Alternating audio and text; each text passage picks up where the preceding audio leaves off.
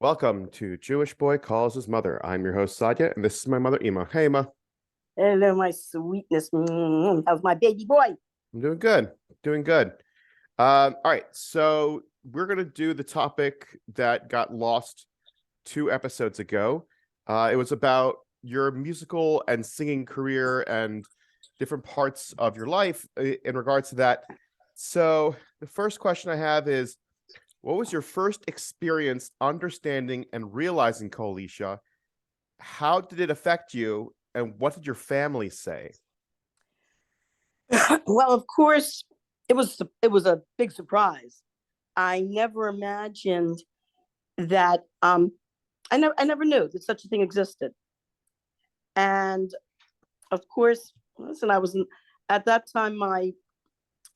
I was I graduated college, and of course, I was teaching music in Baltimore City. And on the side, I was a church. I was, like I said, we went through this. But I was a church soloist, and naturally, I said this was because this was where the jobs were. I was doing, there are a lot of professional singers who I knew. Some of also some who were Jewish who were singing in churches because we were being hired. We basically were being hired as professionals. As simple as that. So it, I really had to think about it, and I realized it would mean. I felt very badly about it at first. I tell you, I really did. At first was a real mysterious nefesh. It was because I enjoyed singing, but I had to, be honest with myself. Like, what do I really want? And looking back, quite honestly, I don't think I would have gotten that far in the singing profession. It's so competitive, and there are so many people that are better than you. It's also very political. Care to And elaborate? um, as they say, not what you know, but who you know. Okay. And I hate to say it, there's sometimes a little, what can I say? There's sometimes a little, uh, I don't, I'm sure there are some people that get ahead by doing Oh, some by things that by aren't physical too. means. I see what you're saying. I see what Yes. you're saying. Yes, of I'm not course. saying This that is everyone's that way. Believe me, there are plenty of great singers that did not do that. But I'm sure there are some that did. What can I say? There was an old joke about about women in the performing arena getting ahead who had no talent. oh. For years. It was like a standard joke, that they got ahead the easy way with no talent. But I mean, I could see like I was going from audition to audition to audition, and nothing. I wasn't getting anything. Um, and I was talking. As a matter of fact, I met another from woman who she went further in her singing career than I did. She became a conservative cantoress, Oh, wow. and in fact, she was in the Baltimore Jewish community, and she became from, and then realized that, being a cantoress in the conservative temple did not jive with a from lifestyle, and she gave it up to. And she was telling me about her experiences. She said, "Don't ask how many times." She said that she actually had to pay a professional piano accompanist to go with her to her auditions, and she chalked up on, had to spend a lot of money on it, and never got anywhere. And Mm. not only that, but they wouldn't even tell you why you didn't get the part. You were just Yeah. told you didn't get it. So I don't think I would have made it big. I think the most I would have wound up doing was, I probably would have wound up singing in dinner theaters, maybe, perhaps, doing maybe some local stuff, but I don't think I would have made it big. Um and I did get a chance a few times to perform, of course, not for money, but to perform in the From world.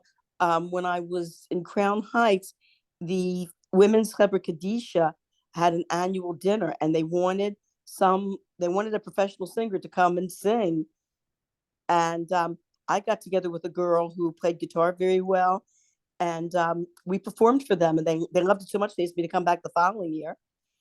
I also um, sang at the Lubavitcher Women's Convention in Georgetown. The, and Baruch Hashem, I was very, very well received, and it was Friday night, so I had new musical accompaniment, Oh and wow. So I sang totally a cappella. So in fact, I was asked at the last minute, what happened was there was a professional singer that was supposed to come there, who, in fact, she was a female professional singer, an Israeli singer who was quite well known, and she got sick at the last minute. So the woman, it was Rachel Kaplan who organized the entire convention, and Rachel Kaplan called me at the last minute, please, you got to stand in. I was happy to do it, but after my years of raising young children, this was right after Fermi was born. I got up in front of the convention. I said, when Rachel Kaplan called me at the last minute, I hated to say it, but my repertoire these days extends to Uncle Moishi and country yossi songs. But I said I'll try to perform what I can. And I sang Isha, and I sang a few other like Shabbos songs. And to my surprise, it was the women at the end applauded, and I was about to go off the stage, and they said no, they wanted to hear more. So Baruch Hashem, I was very happy to be able to do that. I forgot what else. Every now and then, I would be asked to sing at different functions, different like informal gatherings. In fact, in Baltimore, I was asked a few times to bring my piano and to please bring my piano, accompany myself, and sing. And I sang for like a few Chabad functions. So, and when I think about like my best audience was you children. I used to put you to bed with songs. I used to sing to you a lot. And I used to say that you guys were my best audience. And I couldn't have been better paid than to raise my children singing to them. so what about, did your family react to that when, like, you were always passionate about music and always passionate about singing, and you play guitar, violin, piano, like when you started Mhm. taking a different avenue, was your family surprised, not surprised, supportive, not supportive? Well, quite honestly, they were concerned that they were concerned about Parnassa and that I was giving up a part of my career. They were they just generally concerned also about the fact that they knew as a Orthodox Jewish woman I would the joke around when we took Taras Mishpacha classes, the joke was, remember, as from women, as from wives and mothers, you will be using family planning. You will be planning on having a family. And they were concerned about, like I said, money wise, having one child after the other like that. And I remember, in fact, after I got married, my mother was very concerned about insurance coverage and wanted me to hold off starting a family because of insurance concerns. And I said to my mother, no insurance company is going to tell me when or when, when or no, that's what I say. Just a I said, time, a no, time. right. No insurance company is going to tell me when I can have children. Yeah. And I'll tell you, I had friends who got married with, little or no parnassa. And something, things worked out. They were eligible for government programs, Mm-hmm. and they had their families. And okay, they yes, they lived off of assistance for a few years, but their husbands and them eventually they started like some startup businesses that eventually succeeded. I had a couple friends like that. They got involved, one particular family that got involved in real estate. Oh wow. And yes, it is taking a chance, but something's taking a chance, and it requires really a lot of faith in Hashem, a lot of faith. But and yeah, it was hard. It was hard going for it. It's not always easy to do the right thing. As a matter of fact, it's a real test. It's a real test of faith to follow the precepts of your religion and to have trust in God that things will work out, even when, like, it's a real test when you become from and things do not work out, and you say, hey, I'm doing everything right. How come everything's turning out wrong? This is a test to show just how, did you become frum because you thought it was going to be an easy lifestyle? Or did you become frum because you really believe, you really have faith in God, and you really believe that, Torah, a Torah observant life is the way to go. It's like Abraham. It's a great example. He was told that he was going to be rich, and he was told that he was going to have a large family. And what does he do if he goes to Eretz Canaan? He goes to Eretz Canaan, and what's the first thing that happens? There's a famine. Yeah. And he has to leave. And he never once said, wait a minute, I thought I was going to get rich. Well, and I think that's the whole point anyways, is that it's not, this is a spiritual richness, not a physical richness, but that's a different topic we can have for someone else. I really want to kind of stay on task here when it comes to your singing and musical career. What made you interested in music and singing in the first place? When I was very little, when I was in kindergarten, my mother sent me to Beis Yaakov camp because it was the only camp that had a preschool division. And they were doing a musical program at the end of the year. And the music director there, she was a musician, she was a professional musician. I don't know, she heard me singing along with the kids, and she picked me to do the solo. And after that, as I got older, I sang in school choirs, and I was always picked to do solos. I was picked for small groups or so, to do like small group solos or to do single solos by myself. And I saw that I did have, obviously I had a talent for it. Also, when I was in Baltimore City, they had a terrific music program. In 4th grade, you could pick an instrument, and they would give you lessons in school. It was group lessons, but it was lessons. So my family owned a violin. At first I wanted to play the flute because I thought it was pretty, pretty silver, shiny flute. But I knew my family didn't have a lot of money, and I know we had my aunt, my mother's sister, had taken violin, and so as a child, and we had a violin. So I said, I don't want to put my parents out, have to spend a lot of money on a flute. And brass, by the way, brass and woodwind instruments, not woodwind, like you can buy a clarinet fairly cheaply, but brass instruments can be very pricey. You're looking at a few $100s. I mean, violins can be very pricey too, depending upon the quality. So but this violin, we had it in the family, so I said, okay, I don't want to put my parents out, take violin. And I enjoyed it tremendously. Also, when I was 6 years old was when my family got a piano from one of their relatives. One of their relatives was selling everything in the house and moving to California, and they had an old upright piano, and my family bought it. Not bought it, my family took it. They gave it to my family for free. And so my father played piano. Yes. Actually, he was quite a musician. He played ragtime.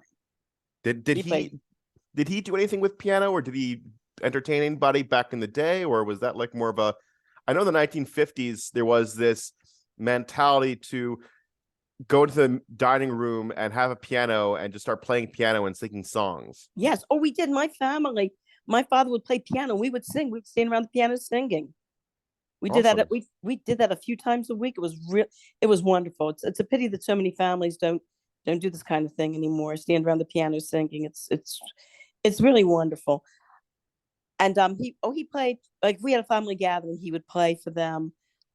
He played wherever there was a piano. Go to a restaurant, there's a piano, sit down, he would start playing it for everybody. I think when he was 16 years old, though, I think he did this very briefly. He played at it was called a dive on the block. What's a dive on the block? I don't know if he was joking around about that, if he really did it, but strip joint on the block.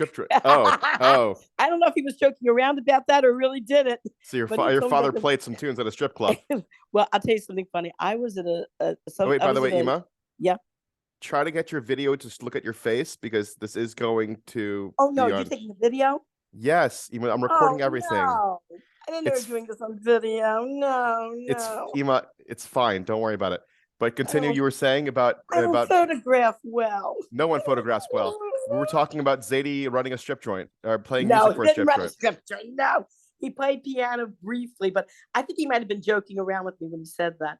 Okay. But I was at some sort of from social gathering, and this woman heard that Baruch Hashem, that I'm a musician. So she sits next to me and she starts giving me her whole yichus. My grandfather was the conductor of this symphony orchestra. My father was a concert pianist. My uncle was concert, but she's giving me her whole musical yichus. Yeah. So I turned to her and I said, well, when my father was 16 years old, he played in a dive on the block. So which songs would remind you of Bubby and Zadie? You know, it's really funny. This, for some reason, this week, I was thinking of an old song that my father used to sing a lot. Not a lot, but there were a lot of songs he used to sing, but this one song that he used to sing. Well, he taught us the original, There's a Tavern in the Town. He taught us the original one with the original words. And I remember when my sisters and I would go with him on either road trips, or he would take us, if he had errands to run, he would take us with him. And he would sing all these songs. So he would sing, he had us sing Sweet Adeline. Sweet Adeline? Yes, Sweet Adeline. I never heard that before. You can look it up on YouTube. I'll check it out. It goes, Sweet Adeline, and you hold out line, and everybody behind you sings in harmony. Sweet Adeline. And then the lead singer goes, my Adeline. And while they're holding out that note, everyone behind them goes, my Adeline. So it's like a barbershop quartet. Right. My sisters and I used to sing that with him. Okay. Tavern in Town, Sweet Adeline, and Irene Goodnight. In fact, when my sister was only 2 years old, she also had a beautiful voice, and my parents took her. They used to have this like theater in the neighborhood, where an actual theater where once a week they would have like children or anybody who wanted to perform would audition, and they would pick the best acts to perform that week. So they took my sister when she was only 2 years old. She knew all the words to Irene Goodnight. And they took her for an audition to this theater. And the guy was just thrilled with her. He goes, for sure, he says, we definitely want her. And the performance, she'll be the hit of the show. Well, what happened was my sister was only 2 years old at the time. So when she got up to sing Irene Goodnight, she started to sing, and then she stopped singing, and she just sat there and kind of looked at the audience and just looked and looked and looked and looked. Oh gosh, that's pretty funny. The song I was thinking about today, they call it, what do they call it? An earworm? Earworm. Earworm or airworm? Ear, because it's in your ear and it's a worm of a song. This was an earworm. It just got in my it just got in my brain today, and I couldn't get it out. It was the one. In a little Spanish town was on a night like this. All the stars were shining bright. Was on a night like this. I whispered, be true to me. And I sighed. I get the words wrong. It says she whispered. I'm sorry. She whispered, be true to me. And I sighed, see. Many moons have passed away, but still we're far apart. Many skies have turned to gray, but still she's in my heart. We made a promise and sealed it with a kiss. In a little Spanish town was on a night like this. That's awesome.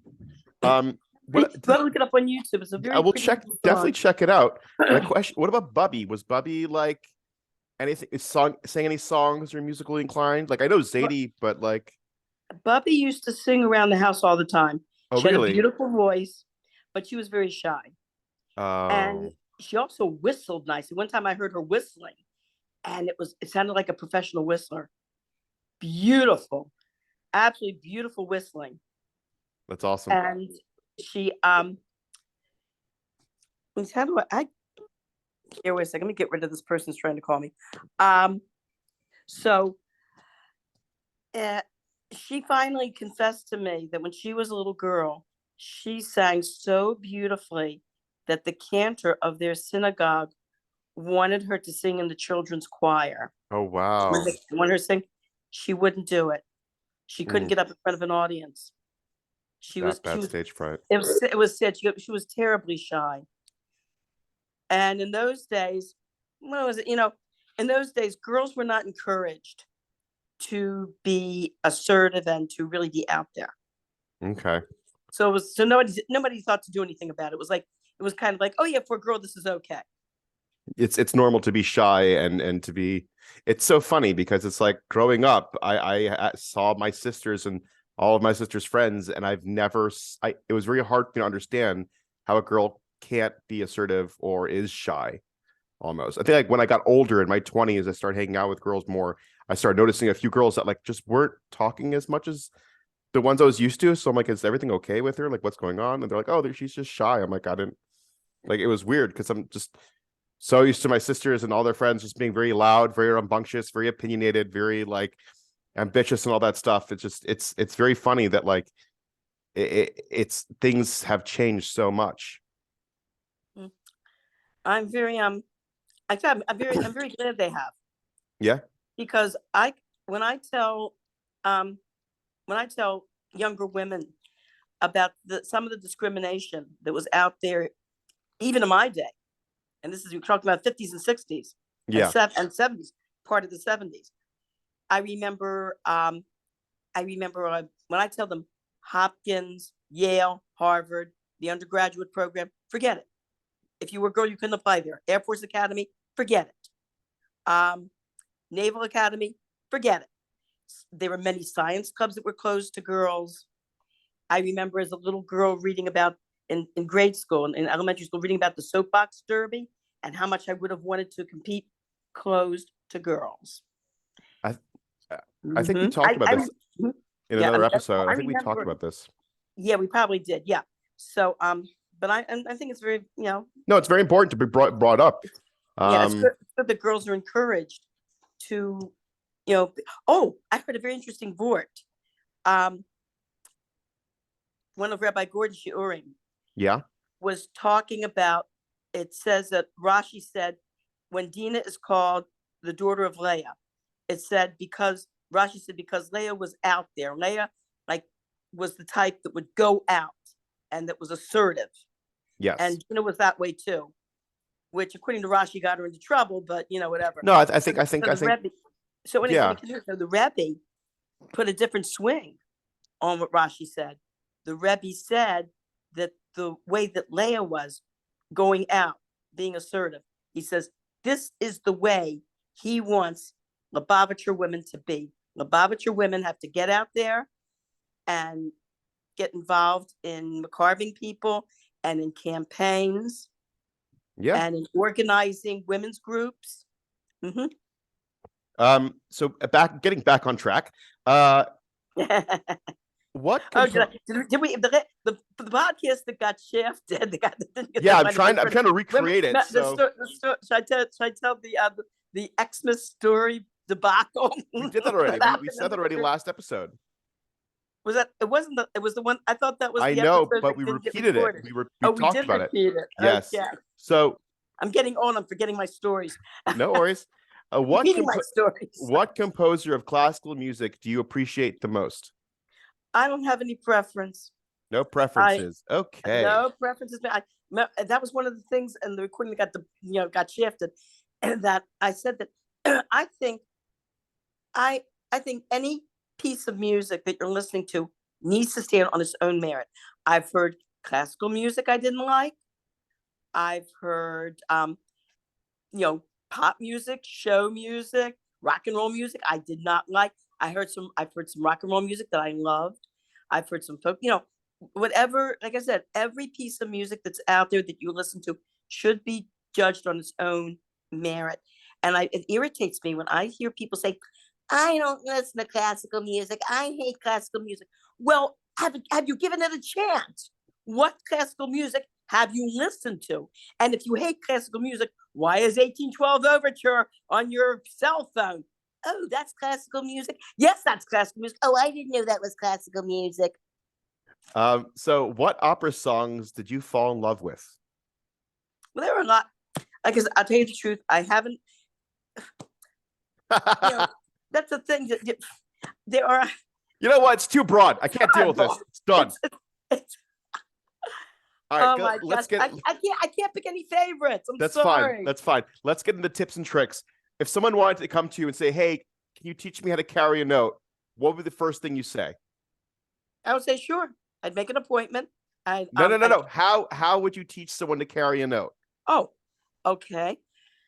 I would by the way, I've had people like this. Your father, I gave your father not a whole voice lesson, but I gave him a little lesson in how to carry a note.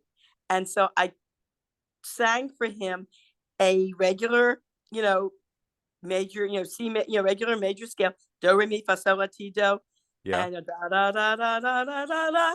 And so I said, sing the first note, da, and he goes, da, listen, da.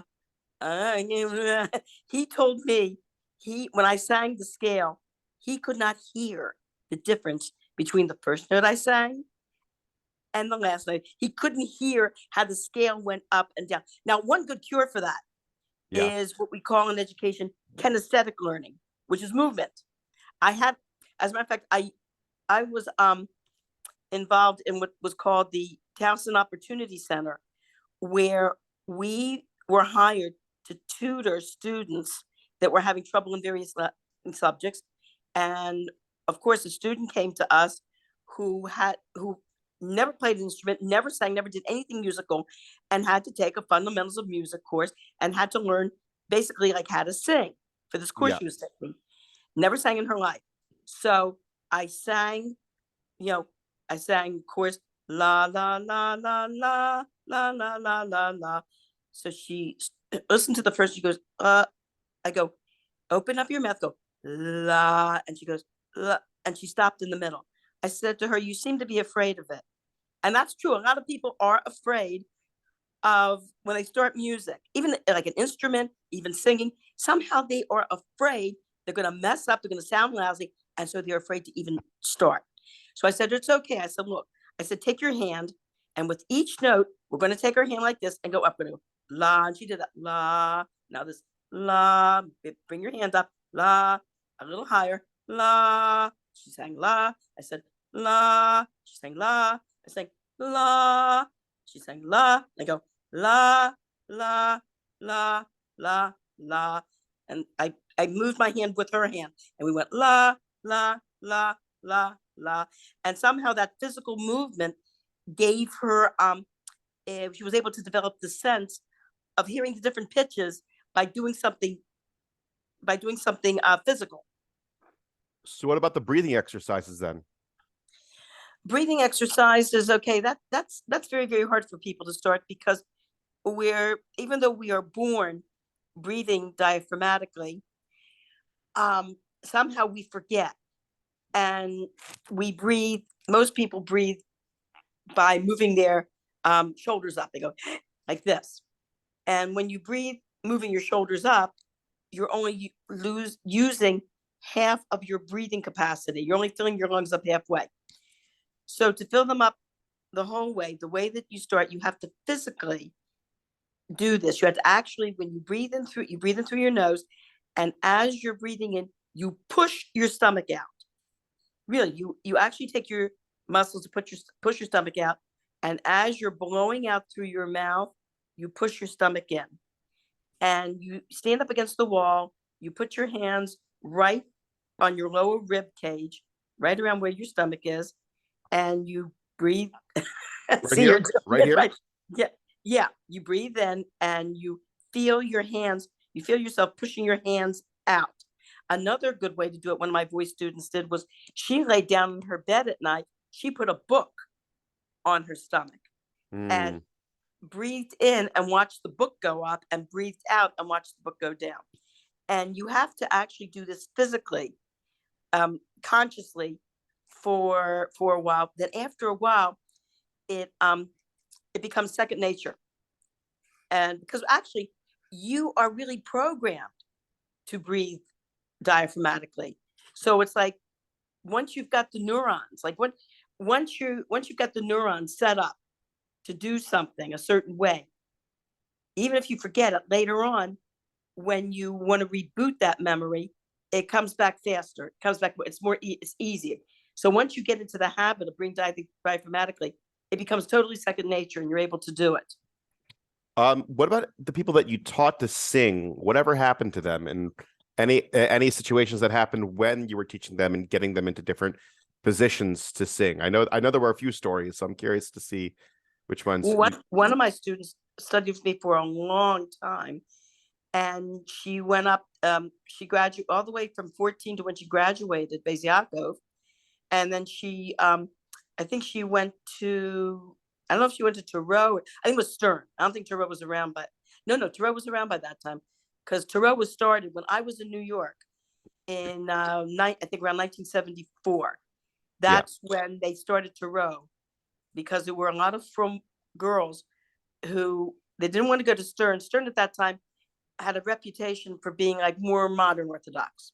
Okay. And so you had a lot of very Orthodox Jewish girls, even some Hasidic girls, that Parnassa wise, that wanted to take on a Parnassa, but of course they didn't want to go to a regular secular college, so they started Thoreau for these girls. And so anyway, so she went to either Thoreau or stuff, what it was, and her mother told me, even though she went to psychology, but her mother told me that as a sideline to earn extra money, she was actually giving voice lessons. That's awesome. Yeah, as a matter of fact, she, when she was in her senior year, she had the vocal lead in the senior play at Beis Yaakov. That's awesome. And which was, which everybody was really, quite happy about, because it was nice.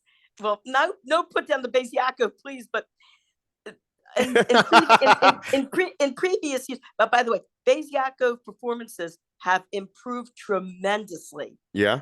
Because I think you have more girls now that are taking voice lessons, that are getting involved in drama and the arts. And I remember in previous years, Beis Yaakov was known for having beautiful costumes, for having musicians that for having a nice musical sound. But when it came to the acting and when it came to the solo parts, let's put it this way, it was obvious they were picking their friends. And I complained about this at one time to the principals who were men. Yeah. It was rabbis. I complained, and they said, well, how are we supposed to know? Exactly. And so I said to them, look, I said, the other Jewish schools, by that time, the other Jewish schools are giving these fantastic performances. And Beis Yaakov, we're almost like the laughing stock. Come on. Well, they did prove. In fact, the last Beis Yaakov performance I went to, wow, I was absolutely, I was so impressed. The acting was good. The acting was really tremendous. Yeah. The acting and the dance, it was amazing. It was really good. So they've really improved a lot. Yeah. So I remember hearing you practicing with your students when I was like, it was a Sunday, and I'd be like waking up in the morning at like 10 o'clock, and I'd hear yo, yo, yo. I'm like, oh my god, it's 10. Let me just get out of it. I need coffee, something. And just hearing all that stuff. But yeah, it's just you've had such a long career of teaching people, showing them the beauty of music, and that's why, like, for me, music is just so important to me. It's just I play guitar on the side. I haven't picked up a guitar in like a month or two, but I play guitar, and I'm very particular with the music that I listen to, and I Hey, do have to. can you still see me? Because I can still see you, Ema. okay, because I did something to You did something to your phone? yeah, I could see you touch your phone though. I yeah. could Here I see you go. touch your phone. Okay, great. I came back. No worries, it's fine. I'm used to this. I'm the middle child. As I'm trying to explain to you something and do a nice good wrap up because we got like 4 minutes left to Well, I the was very episode. impressed with the way you taught yourself piano. Yeah. Every now and then you would ask me for some guidance. Like you would ask me about this note or that note, but basically you taught yourself. And guitar. You have a nice singing voice. I used to like you here. I remember when I would hear you play guitar and sing. Oh darn it, what was that song? Oh shucks. I had plenty of them, plenty go-to ones. Baby, I love your ways. Oh yeah, Peter Frampton. Yeah. Peter Oh, Frampton. you did that beautifully. Yeah. You Well, did it's so funny nicely. because I got inspired to play guitar and to do everything, um, because I injured my hand really bad, and I listened to I saw this Family Guy episode where Peter Frampton sings that song, and I just loved the song. So it's really to Family Guy and busting up my finger. So yeah. So it's all thanks to that. And piano was a lot of fun to go through, but the only reason why, like, I also did drums a little bit in high school, very briefly. Mhm. And the only concern I had was that, like, I needed an instrument that was very portable. It was cheap. I didn't have to replace it so much, and it didn't cost so much to deal with. Because with drums, you would have like a simple kit, but like if you want to play other songs, it would have to get bigger and bigger and buy more stuff. And like I didn't have any room for that. And the noise was crazy. You couldn't control the noise. And piano also, same thing. It wasn't portable. Um, I enjoyed it, but what I think portability was my main concern. And guitar Mhm. just like hit the marks where I was able to have just a portable piece of musical instrument, and I was able to go ahead Mhm. and use. Um, but I also like Shirna Sar got really into singing as well. Yeah, she's got a beautiful She has voice. a She's an beautiful voice. amazing voice, doesn't She she? she wanted to do like Broadway and stuff like that, but she just like forget about it, looking for more of like something practical that makes money. Um, but So you mentioned something about a portable instrument. It hit a story. I remember I met a woman who's a yeah, professional harpist. She has a $25,000 gold-plated harp. She told me she actually had to buy a like like a 15-passenger van just so she could put her harp and transport it to the different jobs she had. yeah. I knew somebody who played the harp, and she had this.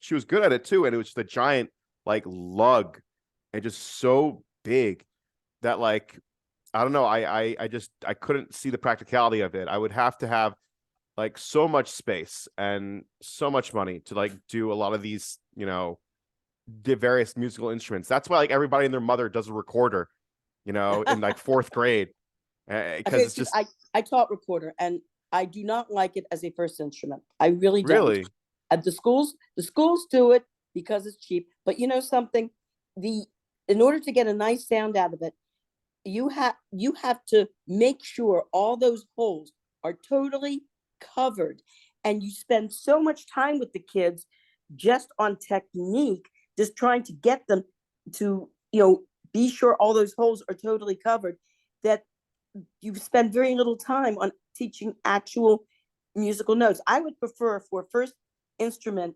the kids getting just for $10 a small battery powered octave and a half keyboard. That's all you need for, say, if you're in second or third grade or fourth grade. That's all really you need to as a beginner, as a as like a music teaching music education to beginning students in elementary school. okay. All right. Well, I love you and have a wonderful Shabbos. You too. Have a good Shabbos, honey. I love you. All right. Bye bye.